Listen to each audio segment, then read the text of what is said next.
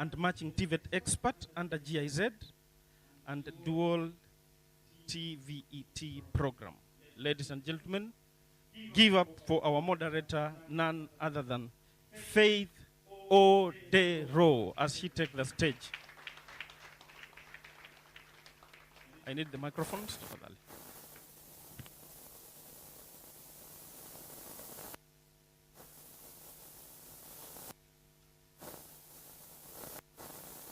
Okay.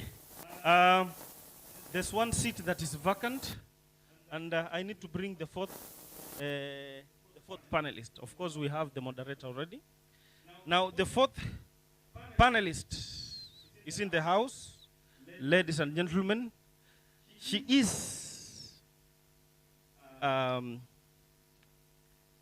very vocal about STEM and women in technical education, and she is with us here today. Help me bring on stage none other than Valentine Flora. Wapi makofi ya Valentine Flora tafadhali as she takes the stage. Thank you so much. I see the panel is very much ready, and these are technorats on matters witted, so you can take it away. Thank you so much.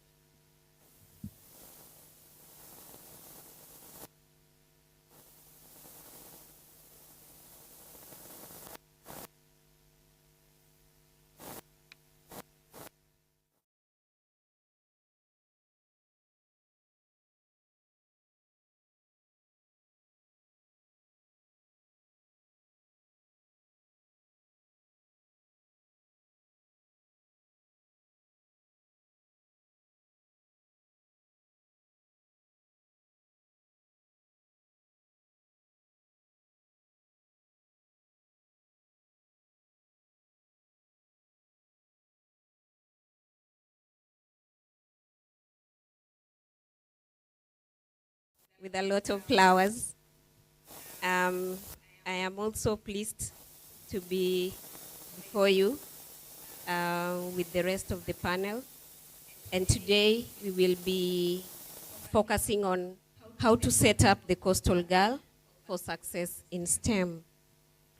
And even as we begin, I will just want to start maybe with Abigail. Abigail, you have done a BSc in mathematics and statistics, and you're currently teaching the same at Kinango TVC. And my question to you would be that you just give us a brief overview of how you got there.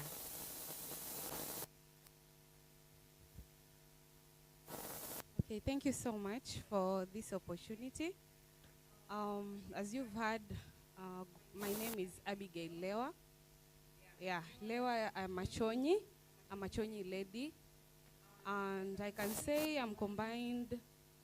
My mom is a Taita, my dad is a Chonyi. So I've been brought up in Voi, but I schooled in Macnan Road, a very rare primary school there, Jafari Primary. So my journey, let me say, it's been a tough journey because being a Christian lady learning in a Muslim school, and you have to put on Muslim attires, you see the religious differences. And my mom was so much against putting on trousers them days. So me learning in that school, it wasn't an easy thing while starting now in nursery school. So it reached a point that I had to be changed a school, and my mom had to look for, and I thank God because he really helped me a lot. So in that school, I studied only for 2 terms because I was a very bright student. And I went back to Jafari Primary Days. Learning CRE, it wasn't something possible. So that's how my journey was. I had to learn Muslim religion. I knew how to pray. Even during assemblies, we used to pray in Arabic. So I walked through all that journey until in class 7. That's when we started to be taught CRE. So that was my journey. But in me, I started telling myself that, yes, I can as a girl child in that community. So from primary school, the history of me to be in university, I didn't know how university looked like. But I told myself that one day I want to be in a university. And in that, after doing my KCPE exam, I got 272 marks. And then I was posted into a very rural school. It is in Godoma Secondary School is in Bamba. At them days, it used to be called Kilifi Ganze District. Now, another problem came in.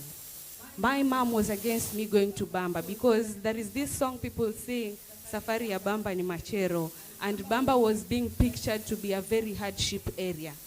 So people used to say there is no water, no roads. Yeah, everything there is really hard. But the funny thing with me, I don't know where this spirit came, because in me, I told my parents, no, this school is in Kilifi County. I want to go there to school in Kilifi County.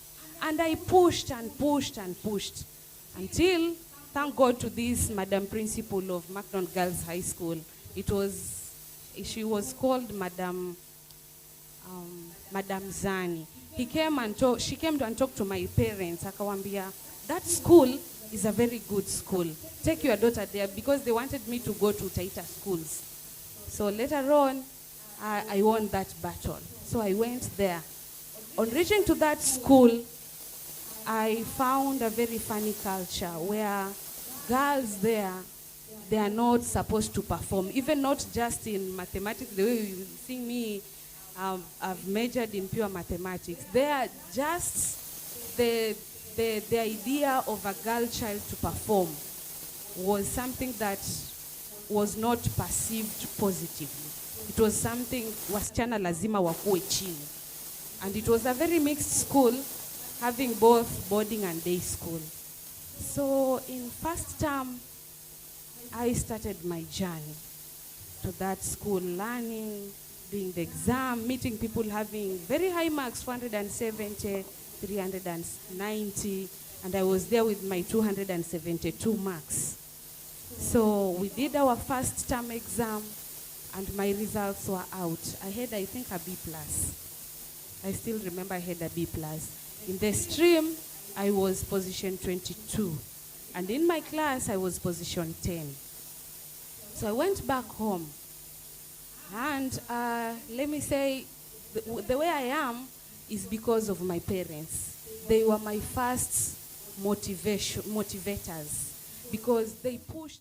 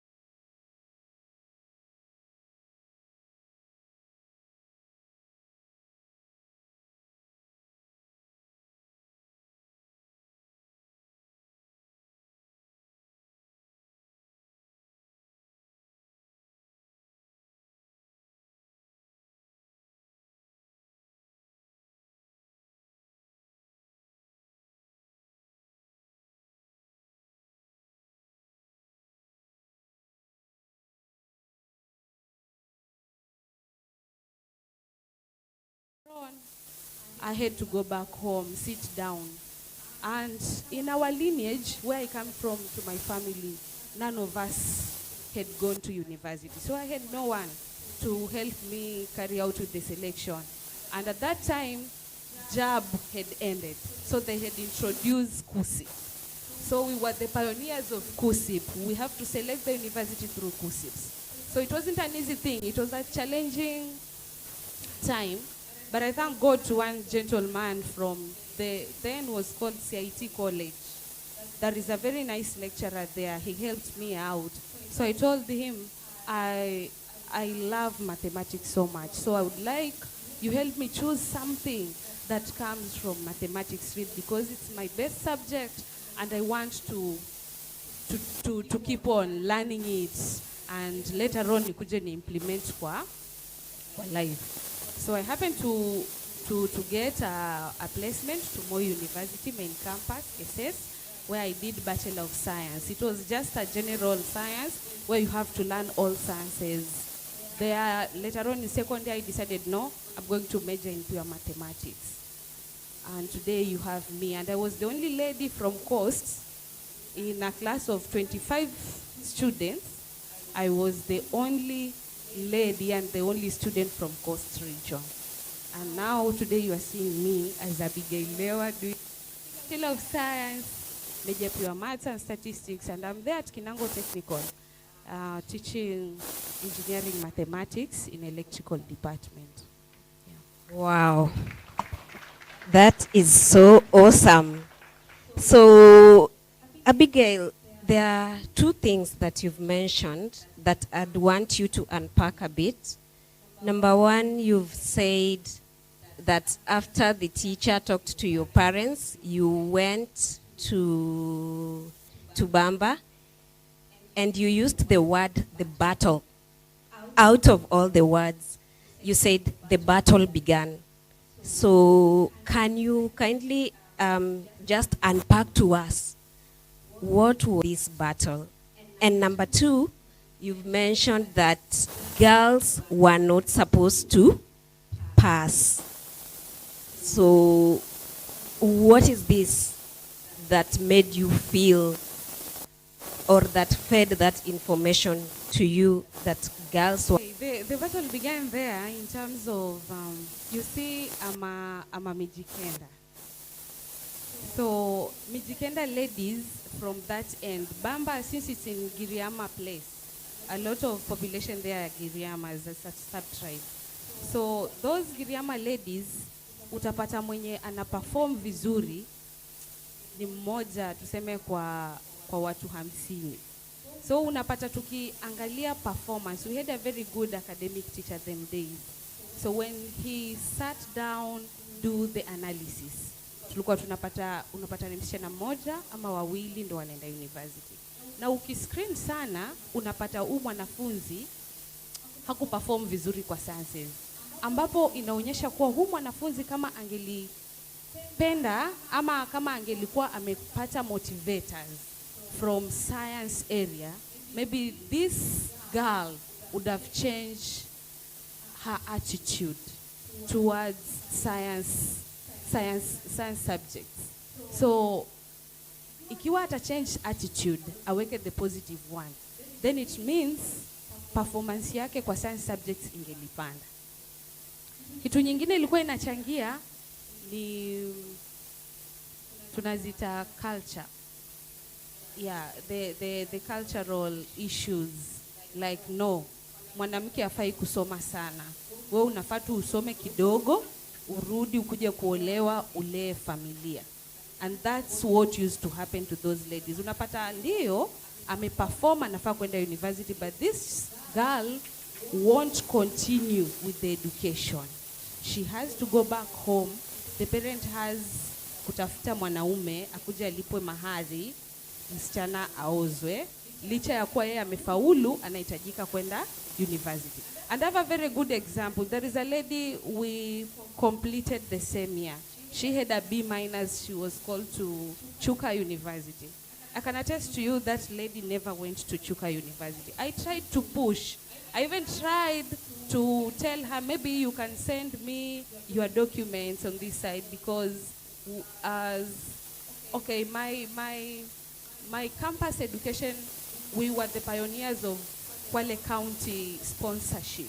At that time, Governor Mvurya had come in, devolution was starting. So Governor Mvurya said that I'm going to sponsor all students who have scored a good grade and they're heading to the university. Does it matter whether it's a private university or a public university?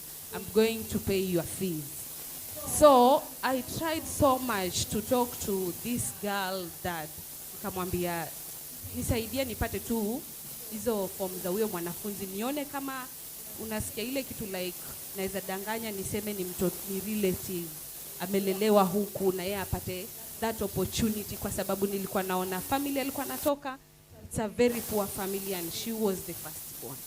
So vitu na culture, this girl dad was so hesitant, so he didn't send me the results, the documents za msichana. So later on, so msichana I think alishia kufanya vibarua za nyumba and now she's married. So unapata that nice grade, kama ingelipata mtu wa kumsukuma hata kama ni kwa fedha, huyo msichana angelikuwa nyumbani saa hizi. Yeah, vitu kama hizo. Alafu kitu nyingine, maybe it was about peer pressure. Peer pressure sometimes pia ni mbaya. Inatufanya some girls wanakuwa na negative attitude. So that negativity, some students perceive such that when they see other students in class performing, they try as much as they can to pull this other girl down. So I think now you've understood where my battle came from. Cultural, religious, peer and everything. But I thank God because I had motivators in my life. And the first motivator was my parents. And then followed by my teachers. They brought in some other motivators from outside. And that pushed me to work hard to be where I am today. Thank you so much, Abigail, even for sharing with us your story. And now I want to move to Sophia. Sophia, you are a horticultural engineer.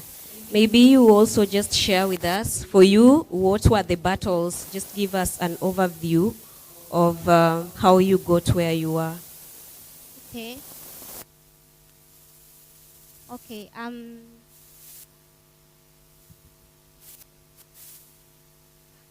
Sophie.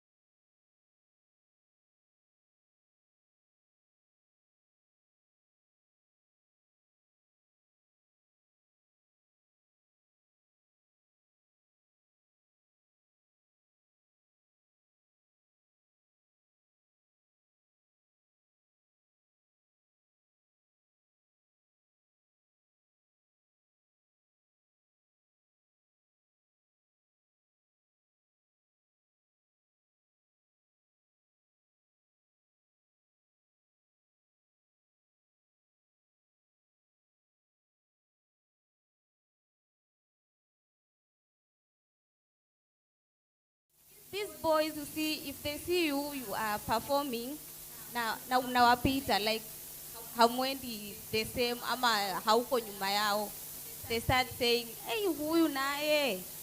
And now you see, mimi nakuanga kadogo.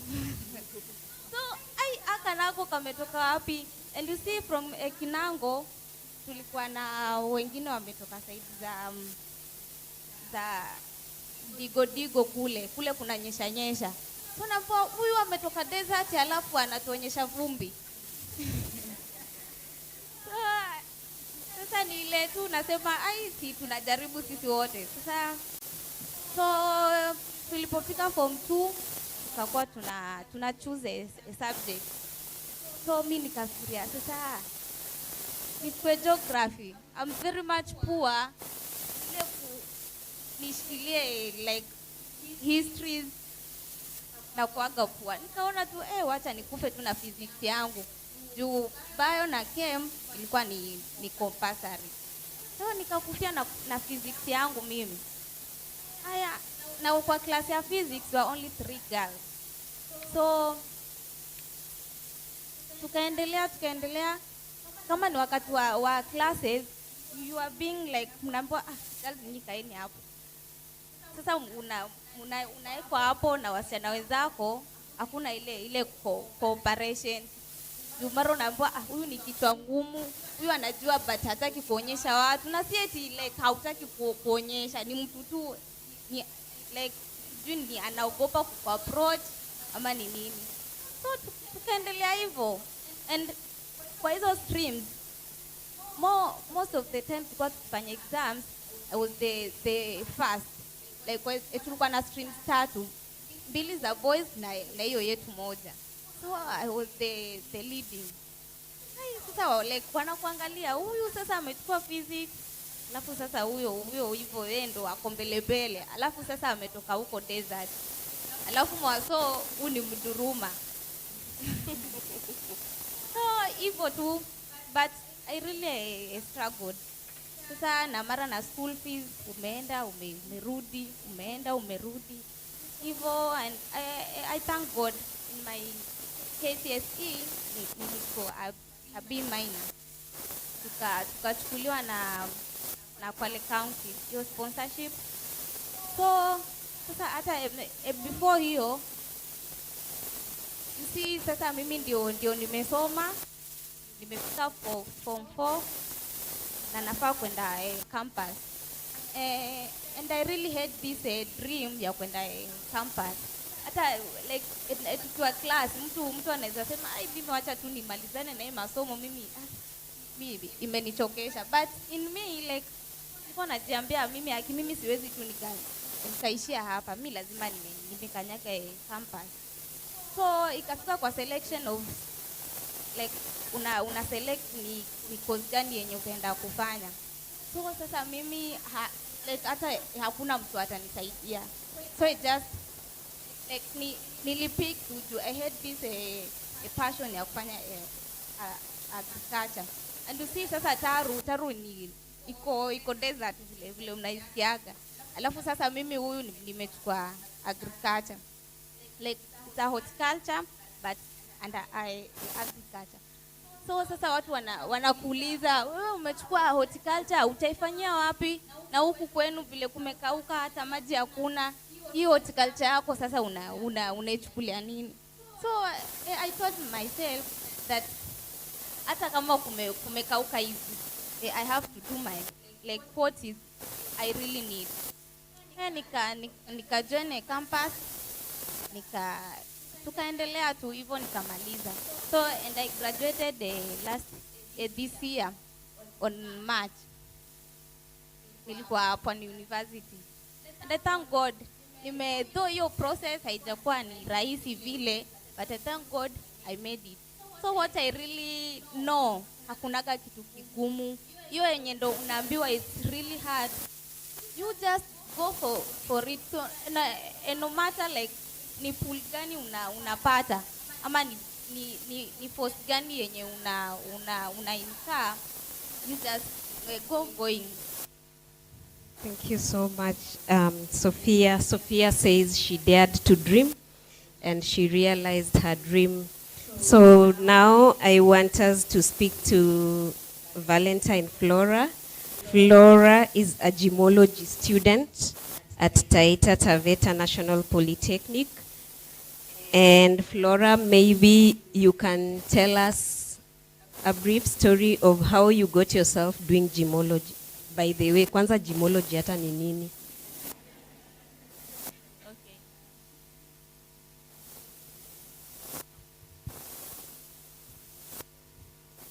I'm Valentine Flora from Taita Taveta. I study in Taita Taveta Polytechnic, formerly known as CIT, and I study gemology level 6. Gemology is the study of gemstones, na Taita Taveta imejulikana kwa hiyo kuwa na madini ya ama wacha niseme colored stones. So before ni join gemology, I'm a graduate in a bachelor in economics and statistics. Nilikuwa nangoja kugraduate, then hiyo chance ya kufanya gemology katokea, but sikuwa na school fee. So venye niliongea na the department involved, wakatuambia kuna scholarship, like wana sponsor wenye watajitolea wasome hiyo gemology ili tusaidia community juu wako na resources but hawana knowledge. So that's how I joined gemology. Okay. So how long has it been since you joined the gemology class? And maybe what inspired you? Started September this year, and my inspiration came from, since Taita Taveta have the stones, and it's the first time it's being done. That meant it was a great opportunity or a chance to do something unique. Okay, thank you so much, Valentine. Maybe now I can move to Felicitas. Felicitas, Sophia said that one of the things that she faced that challenged her education, number one is poverty, number two is distance, access to the school or to an institution. Now, my question would be, what are some of the inhibitors in the coast region that are stopping our girls from pursuing STEM courses? Okay, thank you. We have so many challenges which the students face when they join our STEM courses. And the key is the culture, where this girl is coming from. There are those girls who come to join STEM courses, but they are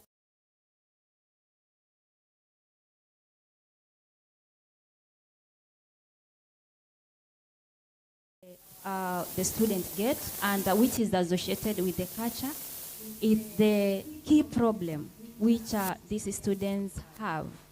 And that's why in a STEM, we are in the forefront to talk about these challenges. And that's why we move from our colleges to primary schools, to the secondary schools, to preach about the STEM courses. Because we know it is a thing which is affecting a girl child.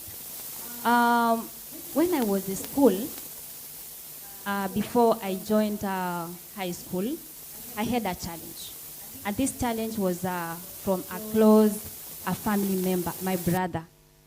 My brother didn't want me to pursue education.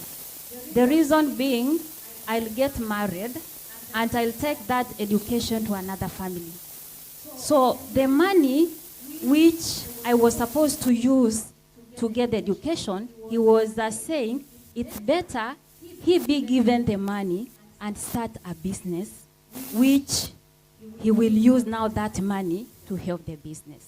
So I also faced challenges when I was growing up. So apart from culture, we also have a lack of knowledge.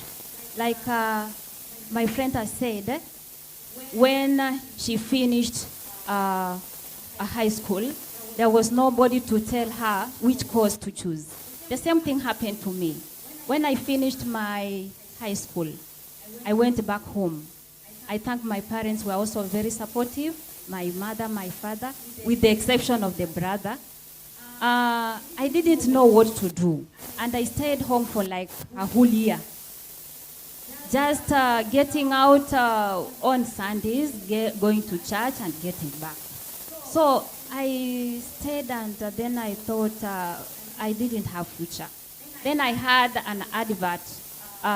There was an institution where I come from, just near, that they wanted to train people in packages. And then I told myself, why can't I try this? So I found my way out. But the reason of me applying and getting to do that course was not just to get education. I just wanted to move out of that environment, because nobody was helping me on what I'm supposed to do. So this information is very important. And when I went, I did the packages. You know, the packages, after the packages, it's like you are doomed again. You don't have. But I thank my teachers in that school, because they encouraged me to pursue a computer science. And then from there, at least I started seeing light. And then I went on and on and on. So another challenge, a key challenge, is lack of this education. And that's why in most of the institutions, they have the career offices. We call them OCS. So somebody might think OCS is somebody from the police, but OCS is the Office of the Career Services. So first thing, when the students come and joins an institution, and probably they don't know which course they're supposed to take, or they're having challenges, we refer them to that office so that they can be enlightened on what they want to do. So lack of information is another thing.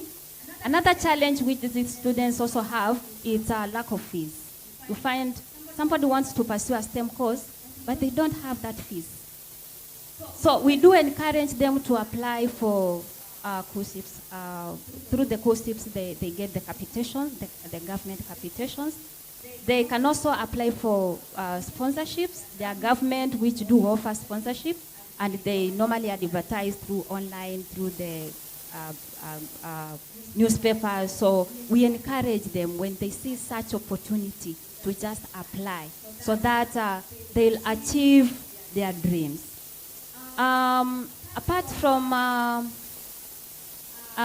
the fees, the students also, other students, they joined, but then they don't have that confidence. I remember sometimes back in my institution, there was a girl who was doing a mechanical course, and she was the only girl in that class. But she was not comfortable because she was the only girl. So she came to me and asked me, what am I supposed to do? Because I'm not comfortable being in a class, the rest are men. And I've tried to change. In fact, she changed and she started wearing a short. She made the hair short just to fit in that environment and feel like she's a gentleman. But I told her, no, you don't have to do all this. In fact, I encouraged her, and she changed. She started wearing dresses and skirts. And she did very well in that mechanical department. So that lack of confidence, and also, you know, you are in that class, and it's like the boy child is looking at you and asking you, utatoboa. So she was telling me, the boys were asking, wewe, utatoboa. And then it's like when she was getting into the class, they start making funny sounds. So she was like uncomfortable. So I took the forefront, I advised her, and I also talked with the boys that they should respect the girl, whatever she's doing, because that is what she has chosen. Thank you. Abigail, maybe you tell us from where you sit, what role can we play as parents to ensure that we create a supportive STEM environment at home? What role is it that your parents played, and then how did that pan out? What is it that those around you did to just support you and to ensure that then you were able to take the courses that you want to take and pursue them to the fullest.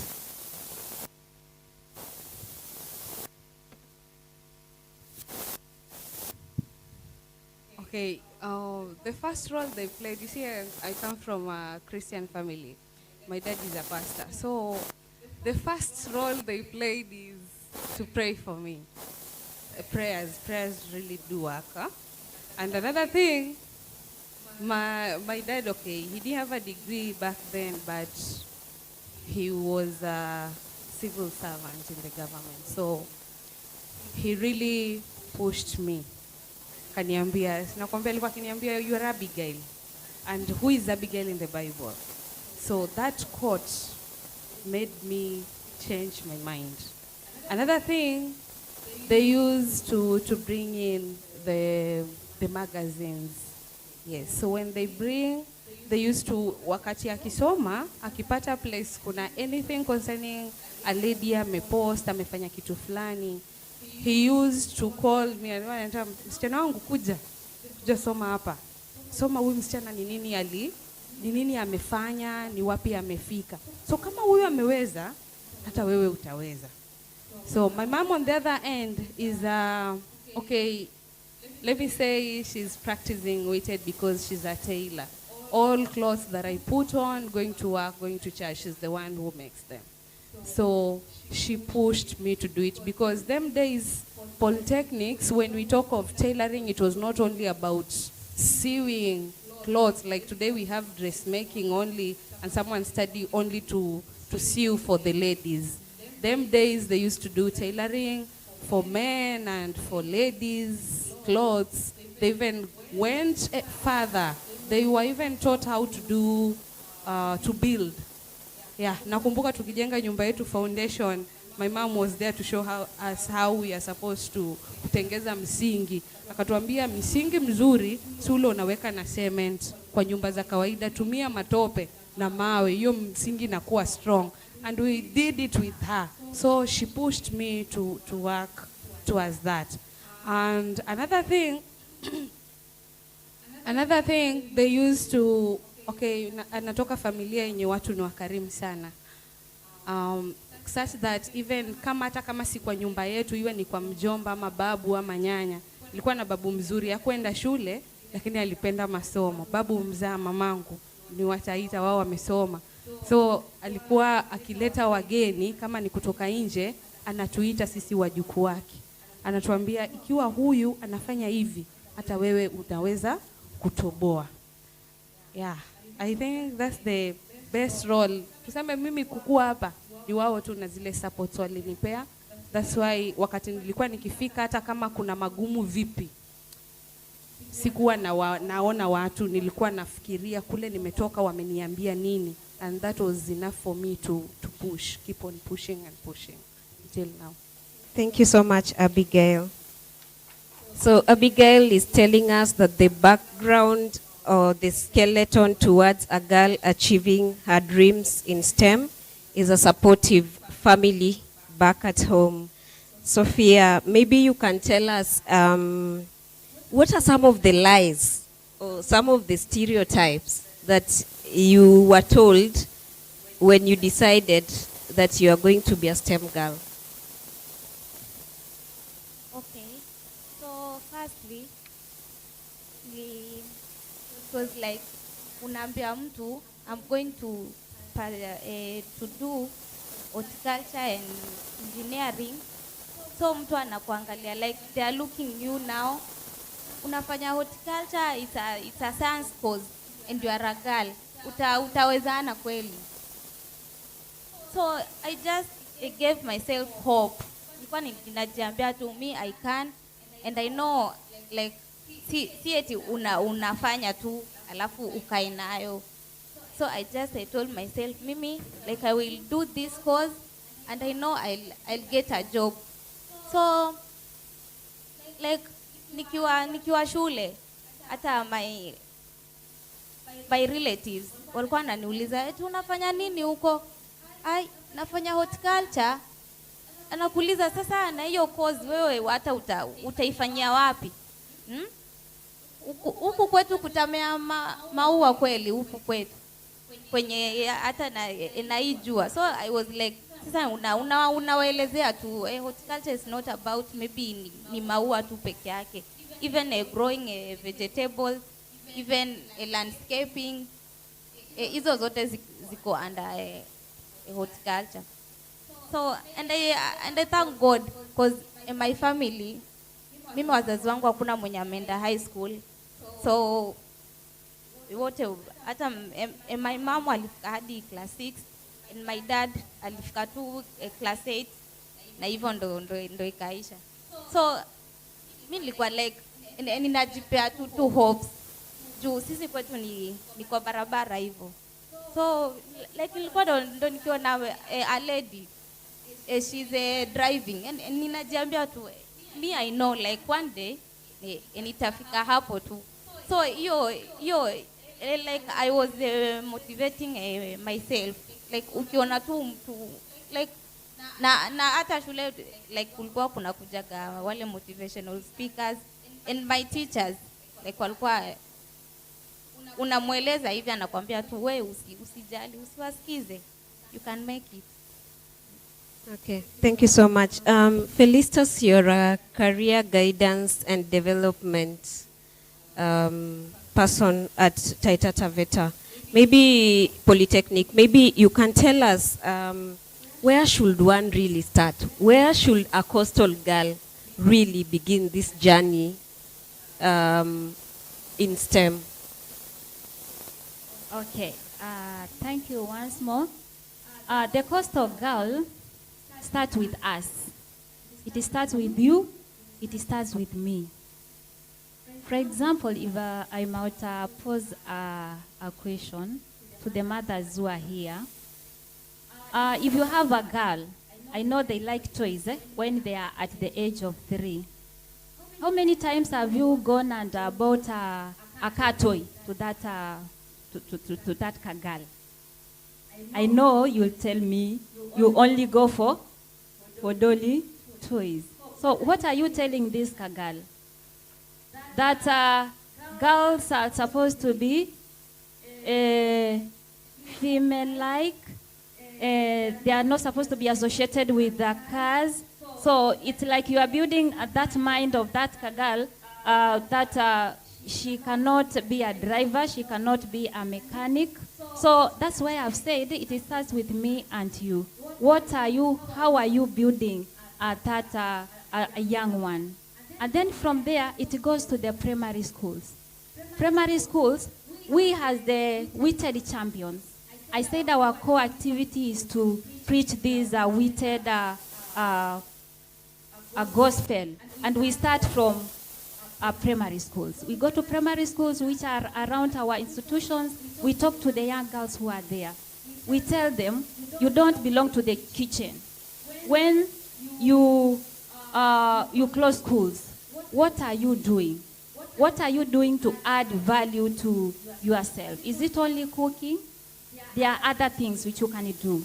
To the secondary school, that is where now the problem is, because after secondary school is now when they join either the colleges or the universities. So you find they don't want to choose physics because they were told physics belongs to boys. They don't want to choose chemistry because so we start with the Form 3s before they even do the selections of the subject. We tell them, if you are doing the selections, you have to do it wise. Don't do it and think of, because you are a lady, you're only going to do hospitality course, you're only going to do business course, or you're only going to do an art course.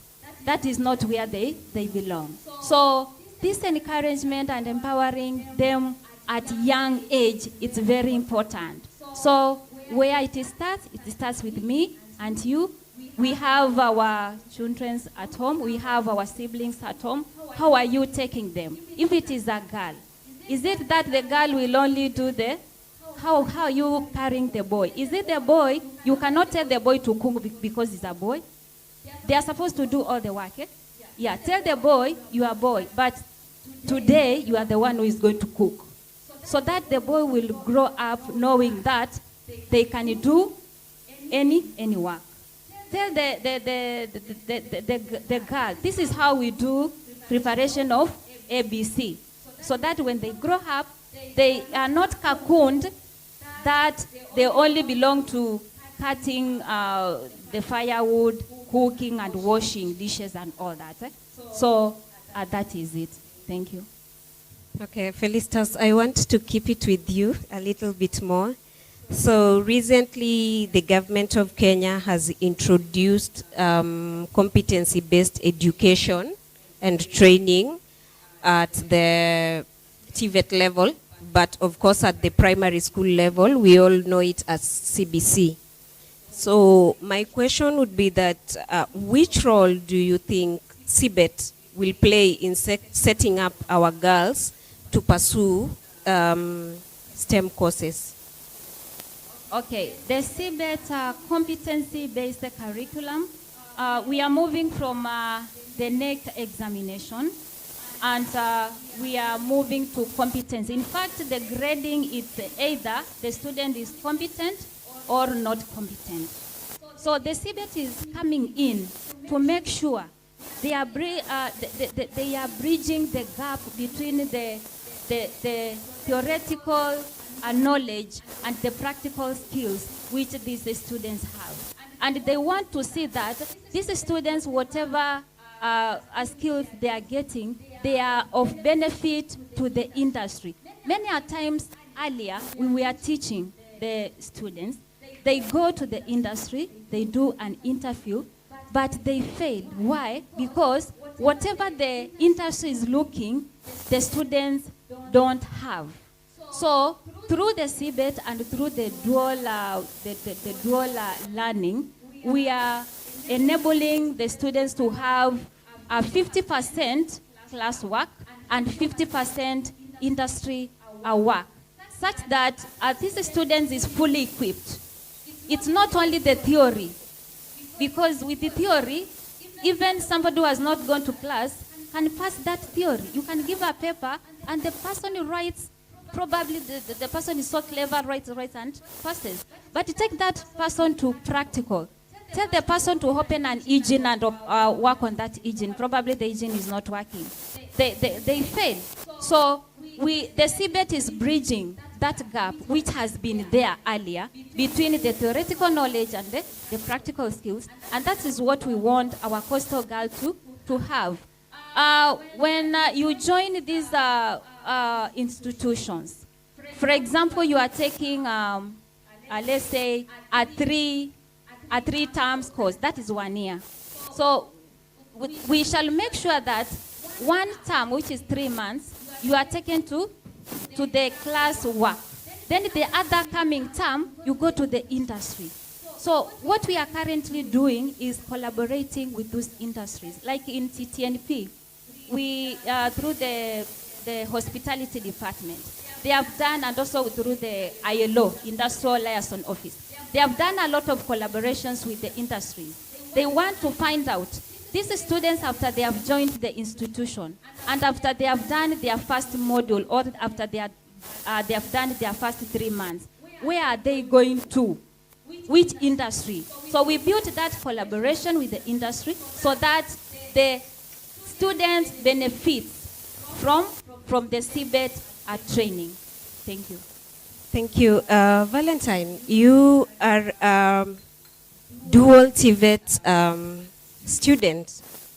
The pioneers, if we may say so, because the first cohort joined in September in the coastal counties. So what are some of the benefits that you've gained so far? Okay, with the dualship, it gives someone a motivation. Like when you're in class, you read something, but then you go see it practically, and you have to do it. You learn on the information part and the practical part. Then too, ukienda field, nimesoma university before. Comradeship si rahisi, inakuanga ngumu. But in this unapata like unasoma, and then there is that part unaanza kuanga kitu kadogo unaweza kusupport. So it's a good thing. Okay, so you said that you've been in the you did already a course, and then now you decided to do gemology. So my question to you would be, do you see any opportunities for the coastal girl within the STEM courses? Yeah, before I joined gemology, I did economics, statistics, but that wasn't my primary dream of a course. Nilijoin hiyo juu ile influence ya watu wa nje. Mother anakuambia kuna mtu fulani alifanya hii course na ni kama iko na pesa, na kitu nilikuwa nataka kufanya was totally different. So ni ile umewekewa ideology kwa kichwa, hiyo course ulikuwa nataka ni ngumu, nilikuwa nifanye mechanical engineering. So kukuja kufanya gemology, it's part of mechanical engineering bado. I realized hakuna difference. Ile kitu, ile bidii tu uliweka kwa business course, ndio hiyo utaweka hapa na bado you still succeed the same. So usi follow what you have in your heart. Ile course una feel unataka kufanya, just do it. Hakuna kitu ngumu hapa nje. Kujitolea. Thank you so much. Maybe a final one would be to Abigail. What, as a lecturer, what do you think are some of the steps that can be created to support STEM learning and to inspire more female students to take STEM courses within our institutions?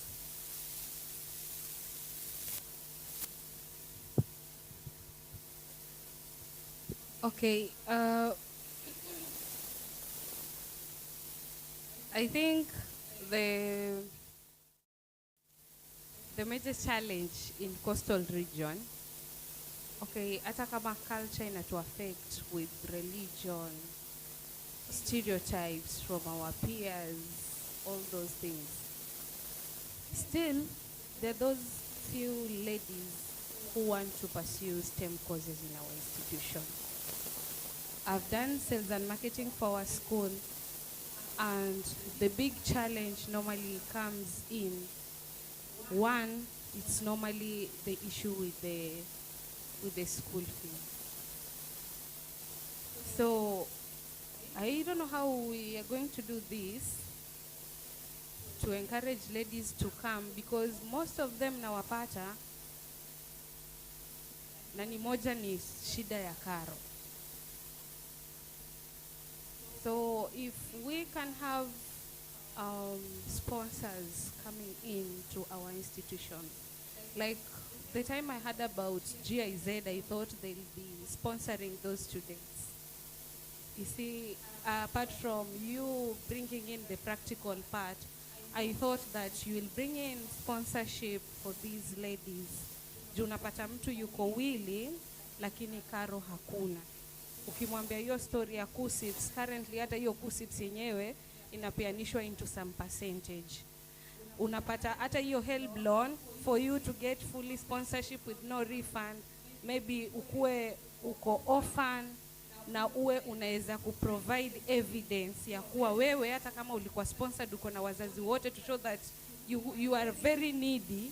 You have to provide a letter from your sponsor for you to receive. And it's not a guarantee that you'll have that full sponsorship.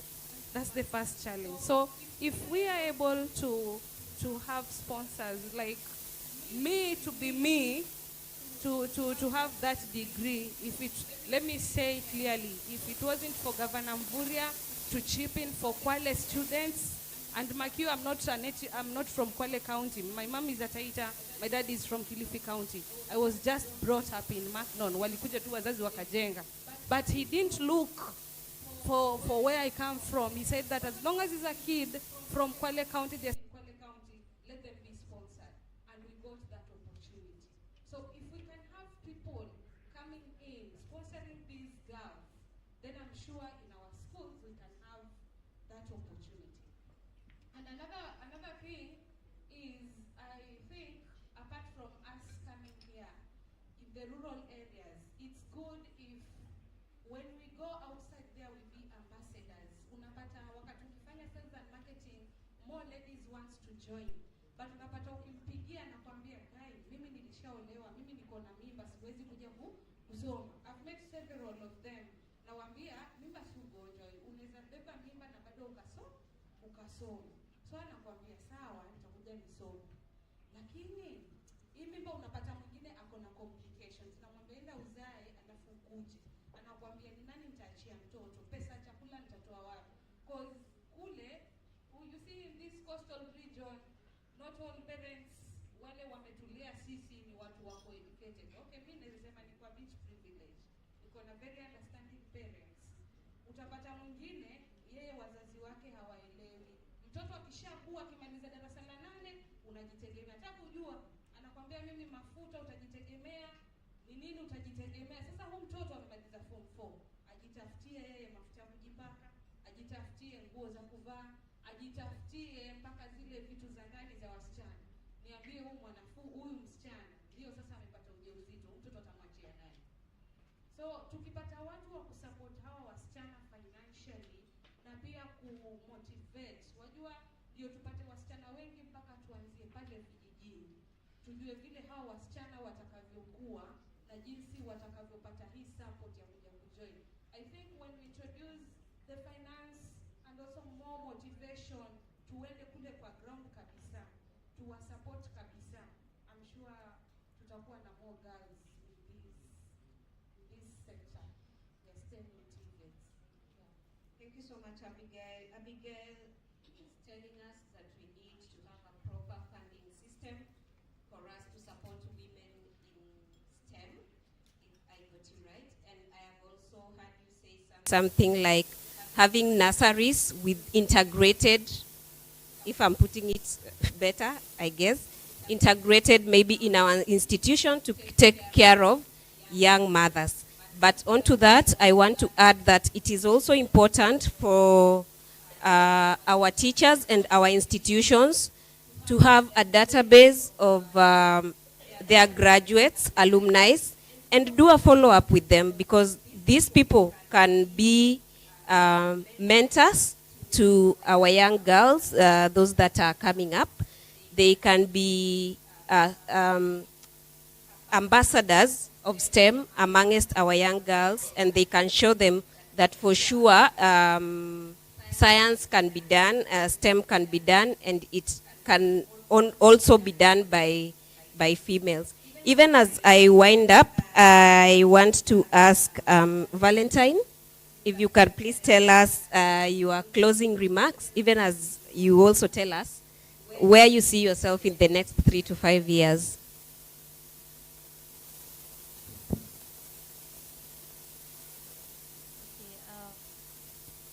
My closing remarks ni kwa wenye wako hapa, unataka kuchagua course, jiamini tu, ile yenye unasikia unataka tu kuifanya, enda ufanye hiyo. Usianze kuangalia nani amesema hii, nani amesema ile. Then hii gemology nasomea, it's not just about kuchimba hiyo mawe utoe. Kuna kufanya value addition na kuna marketing pia. So mimi nilijoin na motive mbili. Ningependa sana kusaidia wale wenye wako kwa mining site. Watu wako wengi pale, hasa wanawake, watu wanatumika vibaya sana. Unachimba mawe na ujui value yake. Mtu anakuja na kupea pesa kidogo unampea, yeye anaenda kuuza kwa value yake. So ningependa sana niingie huko kwa field wenyewe. Hapa nimemaliza. Niwasaidie, tusaidiane. Kila mtu apate haki yake. Alafu pia ningependa kwa dealer. Ikuwe the link between the miners and the buyers in the next maybe 5 years. Thank you so much. Felicitas, your closing remarks. Okay, thank you. So my closing remarks is just we have to encourage the girl child to pursue the STEM process. We need to be in the front line. There are many times the students get into challenges, and we have to be there to help them. We have institutions which have lactation rooms. We have girls who become mothers at young age.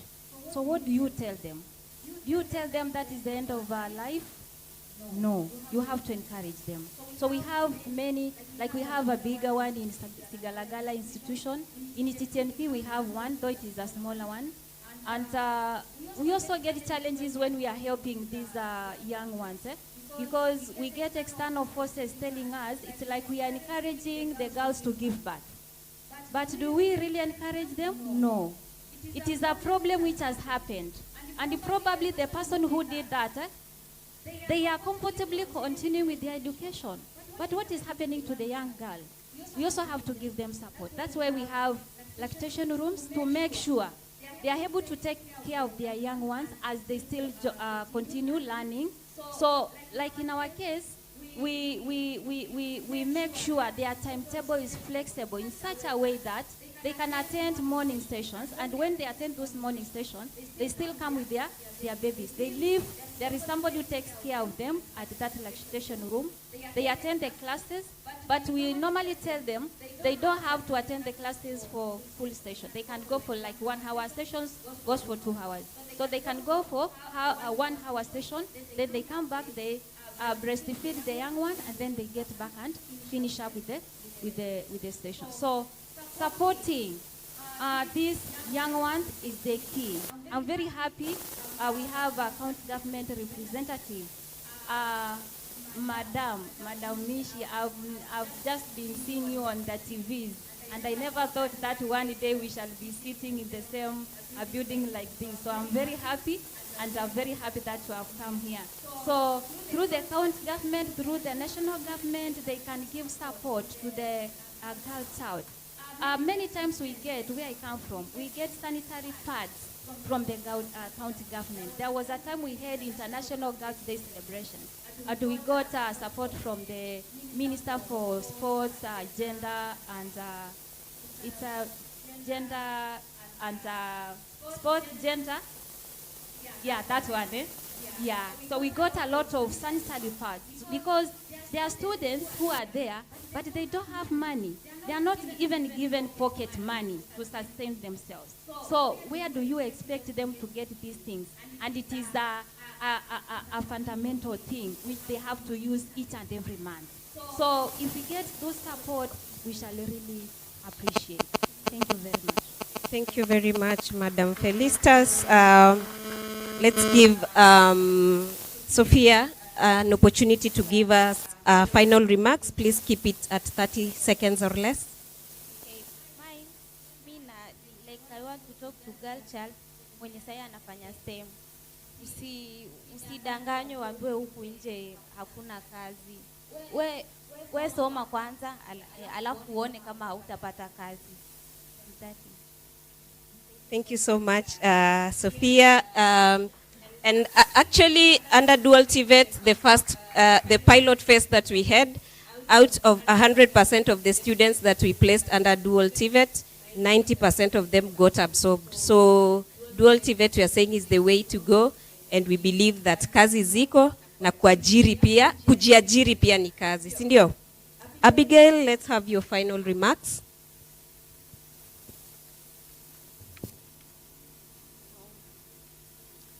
Okay, kwa yule mwanafunzi mwenye anafanya hizi STEM courses, mimi nataka nikuambie performance inaanza na wewe mwenyewe. Kule kujiamini na kuona kuwa unaweza. The attitude is everything. Change your attitude. Change the company that you work with. Mimi husema ukitembea na wale watu wameshinda, hata wewe utashinda. Ukikaa huku kwenye watu wameshindwa, juu wengine tuko na exposure mzuri, lakini tunawaacha wale watu wanashinda, tunaendea wale ambao wameshindwa.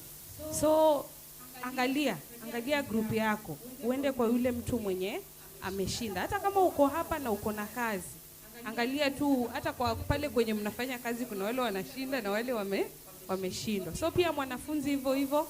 Na kitu kingine, Madam Mishi Mboko, I'm also happy to see you. Huwa nasikia tu hiyo sauti. Yeah, so pia nyinyi msupport kabisa wasichana. Mimi napenda sana.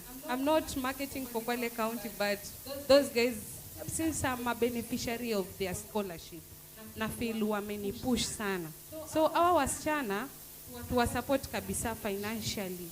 Mimi naona tukifanya hivyo huyu mtoto wa kike atainuka kabisa, na ikiwezekana pia tuwasupport pale wakienda kutafuta kazi. Sorry na kuwa mrefu kidogo, lakini wacha kidogo nitoe hii story.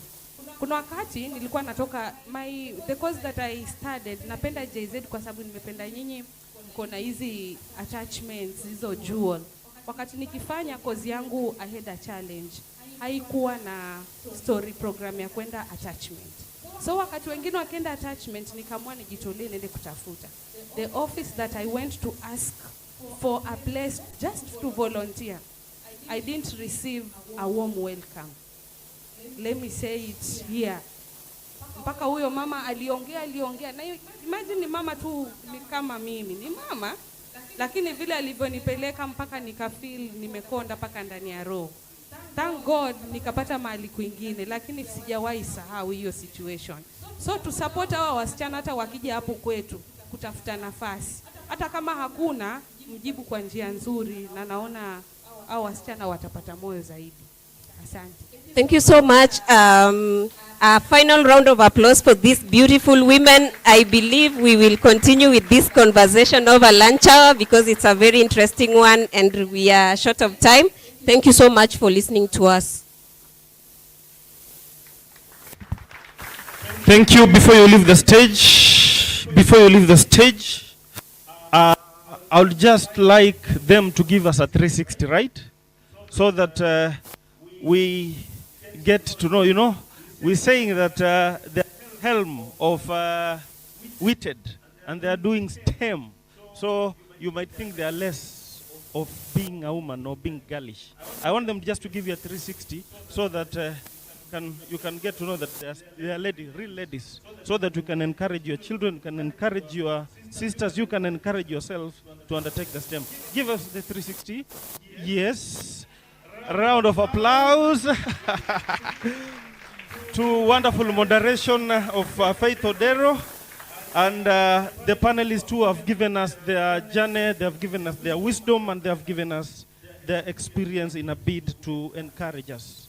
Because of time, ladies and gentlemen, I'll allow us in a very short time to receive the voice of the coastal girl, right? Are you ready for that? Good. So you'll allow me to call upon the voice of the coastal girl before we can have a speech from the member of Parliament, Likoni constituency. Ladies and gentlemen, put your hands together and help me welcome to the stage Latifa. Where is Latifa? The voice of coastal girl. Joining her is Firdaus. Wapi makofi ya Firdaus tafadhali? The voice of the coastal girl. You can take the mic and take it away.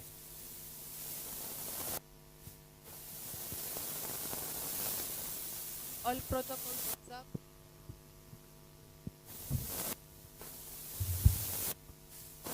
All protocols observed. Good afternoon. My name is Latifa Mohammed from Likoni Technical and Vocational College. I do refrigeration and air conditioning. I was chosen to summarize about the challenges that I get outside there. My culture, my religion, and another one is about the boy child. When I started doing this course, the boy child was kept in front of me, so I had to push myself to that point. Thank you so much.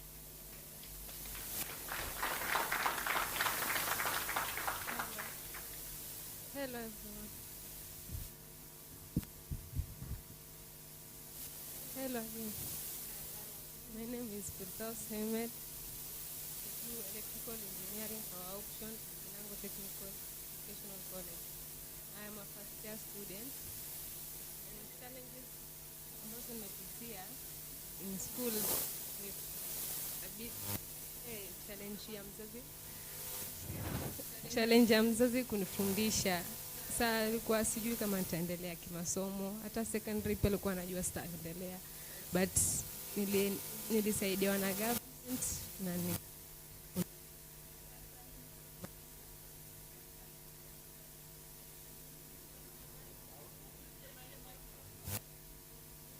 Nilipomaliza nikapelekwa technical vocation. Join sasa ndo niko hapa. Thank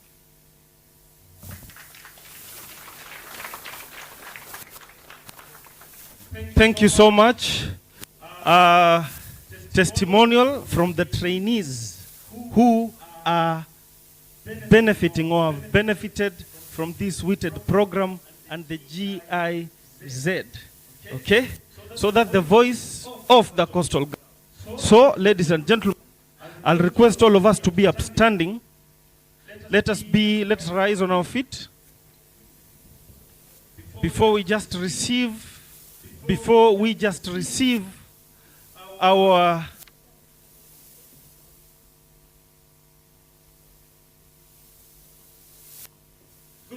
before we receive the member of parliament for Likoni constituency, okay?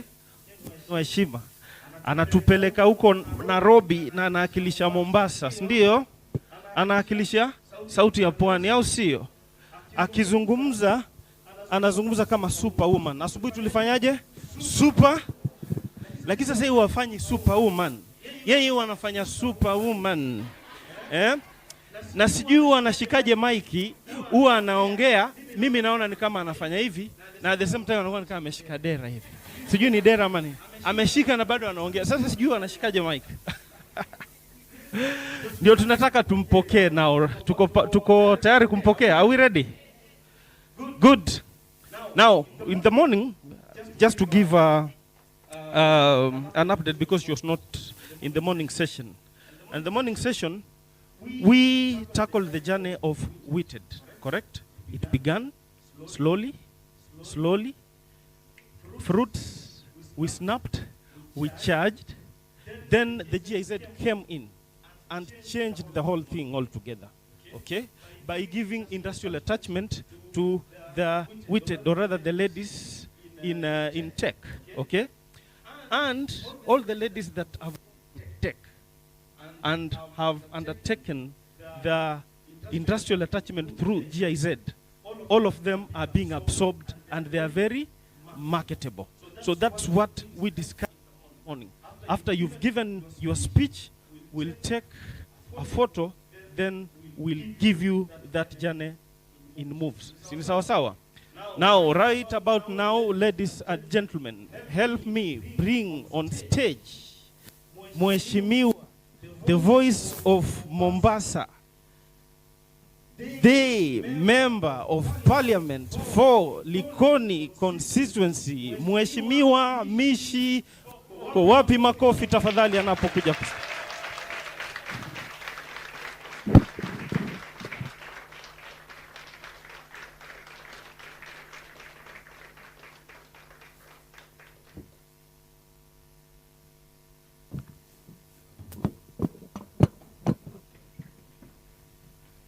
Thank you so much. Ladies,